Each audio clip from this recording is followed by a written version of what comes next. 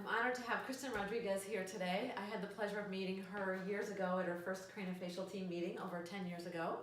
And Kristen, welcome. It's so nice to have you. Thanks I'm for honored. having me. And so Kristen, tell us a little bit about yourself. So I'm a senior at Sport and Medical Science Academy, and I play volleyball, and my favorite subject is math. Wonderful. I heard your volleyball team is doing fantastic. Yeah. We're hoping to come see you in the finals. Yeah. So we know you're born with a cleft lip and palate. Do you want to tell us a little bit about your journey with craniofacial care?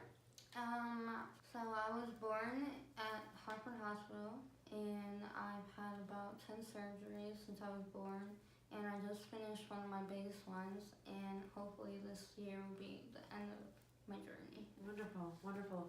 And what do you think is the worst thing about surgery? The recovery, it's tough. Yes. Yeah. And is there anything that's the best about surgery? The outcome is good. I'm happy with most of my outcomes. Wonderful. All of them, yeah. Wonderful.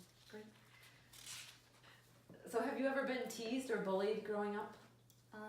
Yes and no, because the only time I remember being bullied is during like middle school, when people would just ask a lot of questions and then look at me weird, but ever since I've been fine. And what would be your best advice to other kids who are bullied? Just to remember who you are and to not let anyone try and bring you down, because they don't understand, so they can't judge you. So I know you participated in our incredible movie event last year when the movie Wonder came out, and it did so much for raising awareness about facial difference.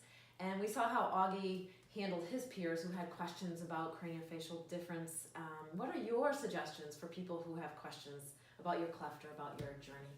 I would say if they have a question, to be nice about it when they ask, because sometimes they're kind of like broad and it could like hurt you. Would you encourage people to ask? Yeah, because I'd rather them know than like assume things and like tell people wrong things and stuff. So yeah. Wonderful.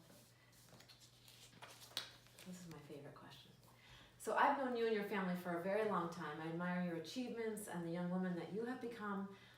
You are a shining example of not letting a cleft lip define you, and you have certainly defined yourself. What do you think are the factors that contributed to your success? Definitely my support system at home, because I've had some really tough times, especially this year after my surgery, where like I didn't feel the best, but my friends and my family really helped me go through that and like reminded me of who I am and what I want to be, so it helped a lot. Thank you for that advice. It's wonderful. And what do you want to be when you're older? I want to be a doctor. Wonderful. What kind of doctor?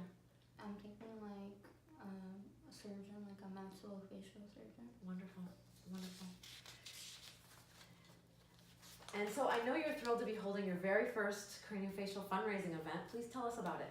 So on November 4th from 12:30 to 3, I'm going to have a fundraiser at Lesser Lanes in Plainville, and half of the proceeds go to the Smile Train, which helps raise money for kids all over the world with cleft lip who can't afford surgeries. So perfect. And so tell us the best way that we can get in touch with you, people who want to attend and bring their families. How can they get in touch with you? They can email me on my email, which is Kristen with an extra N 1318@gmail.com. Wonderful. And I know that people can get in touch with our office, and we will forward them to your address as well. So I can't thank you enough for sharing your insights, your incredible journey. It helps to educate all of us and make all of us better people. So I'm going to ask you in closing our 3 speed round questions. Number 1, what's one word that describes you? Unique. Who is your hero and why? My parents, because they've always been there to support me, and they're hardworking and they love me. I agree. And what is one hope for the world around you? To be accepting of everyone who's different. Wonderful. Thank you for joining us, and please join us on November 4th for Kristen's special event.